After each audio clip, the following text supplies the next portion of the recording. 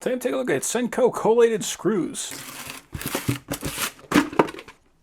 So these do come in pre-cut magazines, so this is not just one continuous roll.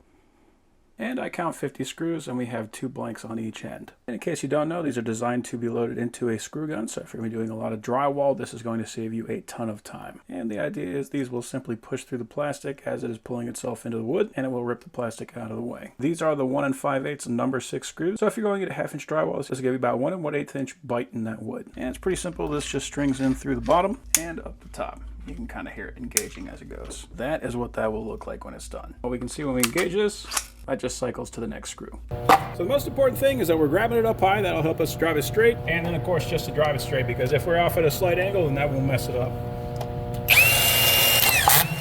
There we go. And that is actually a perfect flush on there as well. So I got the indicator just over halfway, so it's going a little bit deep for this, but that's gonna make it so that if we run our tape knife over that, we're not gonna be hitting that screw, which is exactly what we want. If we want that to go deeper, we just pull it down and that will drive the screw further. But I'm gonna leave it right where it was at.